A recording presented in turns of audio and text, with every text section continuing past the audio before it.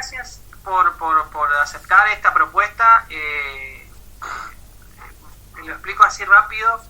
Bueno, este mes se cumplen 100 años de la primera transmisión de radio en la Argentina.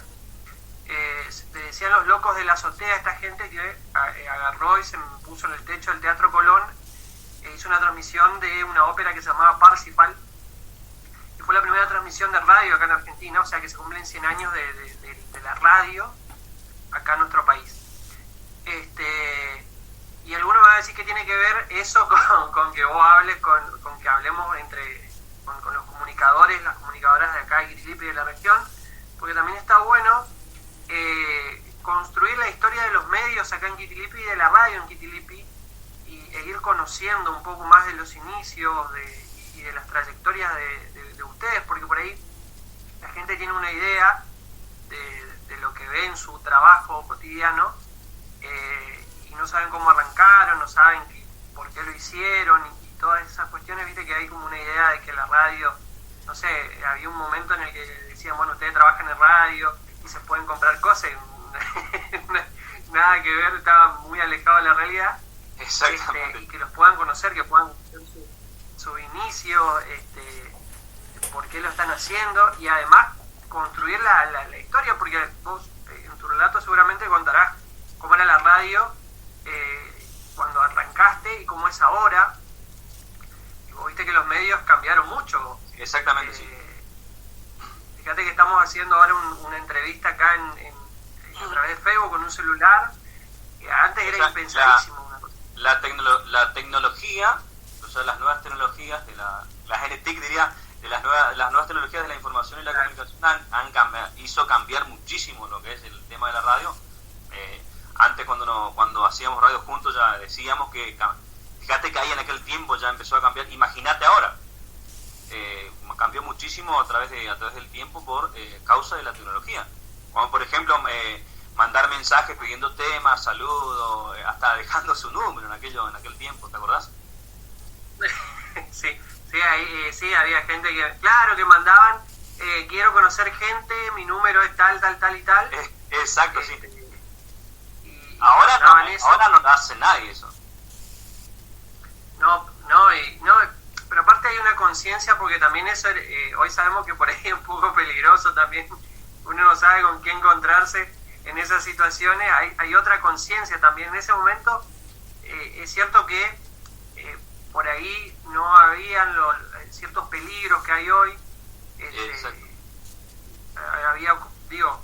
Lo usábamos de otra manera al tema de los mensajes, a la comunicación. Después obviamente eso se fue teniendo otros efectos. Antes, por ejemplo, dejaba, no sé, en algunos casos hasta se formaron parejas dejando números en la radio para conocer chicas o chicos, y hoy en día es imposible hacer eso porque ya empiezan a hacer joda, ponen nombres que no son, y ya es imposible creerle a la gente que sí es realmente la persona que mandó el mensaje. Sí, y ahora, inclusive ahora, por ejemplo, ya hay fotos, ya vos podés seguir un perfil. Claro. En ese momento era un mensaje que vos no veías ni la cara, no veías nada. Exacto, sí.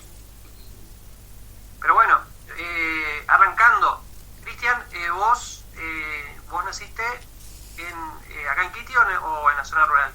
O sea, en realidad sí, nací acá en la ciudad de Quitilipi, pero en mi infancia lo hice, o sea, yo me crié en la zona rural del campo, o sea, en el campo de la zona rural, en el 50, Pampa Verde. Algunos conocen por Pampa Verde, otros por el 50, que queda acá a 50 kilómetros de Quitilipi, que es departamento Quitilipi todavía.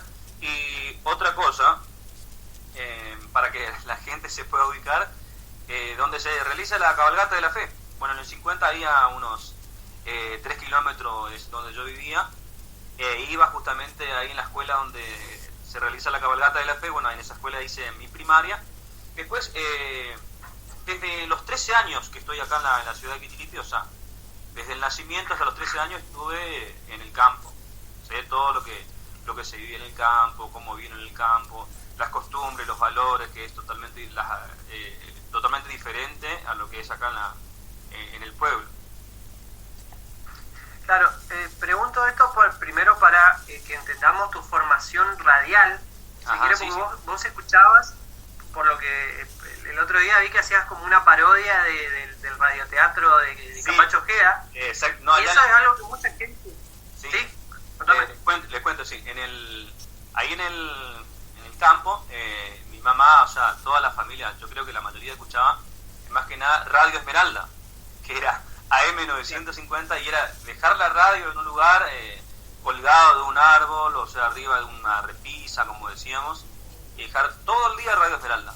Algunos por ahí escuchaban Radio Mitre, también estaba Radio Mitre, no me acuerdo en ese momento el dial, pero también se escuchaba Creo Radio que Mitre, lo repetía Futuro. Me parece que Futuro tomaba la señal y se escuchaba señal, Radio sí. Mitre, sí. Sí, pero nosotros particularmente éramos fanáticos de Radio Esmeralda, sí, o sea, mi mamá, la que estábamos en la casa, escuchaba siempre, y bueno, de ahí escuchaba, y después también escuchábamos, ya cuando era un poquito más grandecito, diría, una radio de Garcita, creo que era Radio Oriental, que era más temas como cumbia, esas cosas, porque más Radio Esmeralda pasaba más chamamé. Y entonces, claro. Pero también tenía una parte, creo que era, a ver, que lo escuchábamos, no me acuerdo el nombre del programa que escuchábamos todas las tardes también en Radio Esmeralda, que de Luis Espíndola. No me acuerdo en este momento, pero ya no, también sí. También sí me acuerdo del programa, no me acuerdo el nombre, me acuerdo de Muy Buenas Tardes Familia. Sí, de José Sena, muy buenas tardes familia, de José Sena, sí, siempre. Y después los sábados de Fabián Gómez también lo escuchábamos nosotros, que es un locutor de Machagay, que también lo escuchábamos nosotros siempre, que también siempre escuchábamos los sábados, que era todo de chamamé. Pero más que nada, sí, era fanático de José Sena, que era Muy Buenas Tardes Familia, que lo hacía con Susanita, con caramelo o sin caramelo. Sí, claro. Muy buenas tardes, familia. Sí, Exacto, eso. sí. Y había el reencuentro familiar y toda esa cuestión que mandaba Susana Sí. Gómez, quiere reencontrarse con su padre que Exacto. vive en lote no sé cuánto. El famoso feliz reencuentro familiar, cuando decía José Sena. Claro. Y después también tenía una parte de cumbia, el recreíto tropical que tenía también José Sena. Claro. Siete Toda halcones, todo eso. Sí, los Pumas, todas esas temitas. Sí. Los Puma. No, sí. Exactamente. Tremendo. Y después lo que hacía José Sena, el llamado al aire, el famoso llamado al aire que decía, por ejemplo, a ver quién en comunicación telefónica, Cristian Barreto de Quitilipi, en el Ester, Zapucay, siempre me acuerdo de memoria. Sí, o el Bueno, y ahí, cumpleaños, honor. Sí.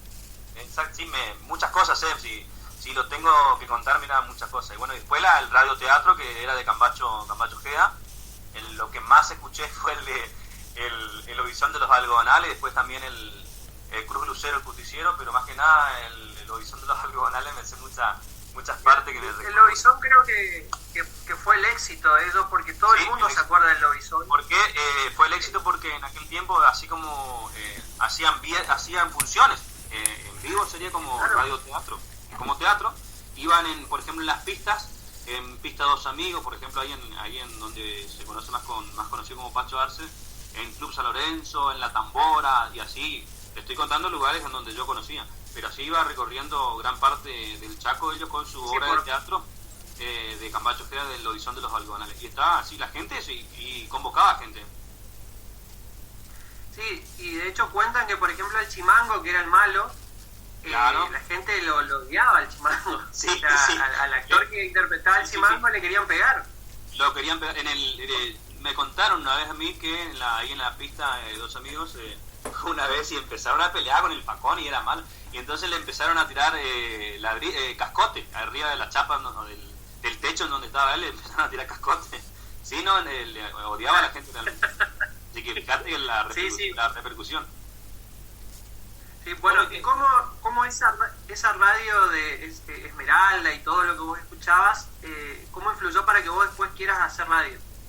No, yo siempre escuchaba, no solamente, después escuchaba otros locutores, no solamente, no recuerdo algunos, pero como te decía, el de Garcita, una radio de Garcita, el radio de Tres Isletas también escuchaba, eso cuando estaba en el campo. Después cuando yo vine a Quitilipi, escuchaba otras radios, escuchaba radios ya de acá de Quitilipi y otras radios de otros lugares. cuando iba al secundario, por ejemplo, me acuerdo que escuchaba El Colador, por ejemplo, que era furor, ¿te acordás cuando lo hacía Johnny Fernández? Johnny Fernández lo hacía. Fernando Fernández. Sí, ese programa, y después, es más, hasta Emma lo escuchaba después ustedes, después cuando empecé a hacer radio ya lo empecé a hacer con ustedes, que aprendí muchísimo, por supuesto. Bueno, después le voy a contar bien esa parte, pero cuando me empezó a gustar ese programa fue cuando empecé como a hablar así, a hinchar la guinga, como se dice.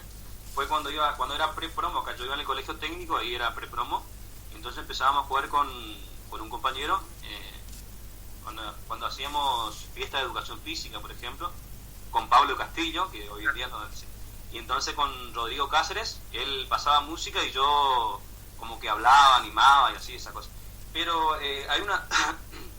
era muy difícil para mí porque a mí me gustaba, pero yo soy no, por ahí lo sigo siendo todavía, ahora como que perdí un poco más, era muy tímido, demasiado, era tímido, pero tímido. Mis compañeros del secundario lo dirán. Yo fíjate que me eligieron uno de los chicos más tímidos del secundario, y era más difícil, por supuesto, perder el miedo ante el micrófono, ante las personas y todo eso. Pero yo digo que siempre, por eso las personas, si por ahí están escuchando, siempre y cuando a uno le gusta y lo hace con amor, con pasión, lo puede lograr. Y ya he logrado muchas cosas y he aprendido muchas cosas, y por ahí recuerdo algunas cosas en donde me equivocaba y decía, y bueno, he aprendido muchísimo. Fíjate, empecé entonces, como te dije, en el secundario, a hablar así en las fiestitas de la escuela, en el colegio sería el técnico, con un compañero, un amigo que es Rodrigo Cáceres. Él pasaba música, y bueno, y después me metí la idea de que quería hacer radio. Fíjate que un compañero del secundario decía, porque antes también, en donde yo estaba equivocado, que ser locutor era de tener una buena voz, y no es así como ustedes me decían, ¿no? Tenés que recorrer otras cosas, o sea, saber desenvolverte, conocer mucha cultura, muchos lugares, muchas cosas, como saber desenvolverte, por decirte así, y poder comunicar y llegar a la gente.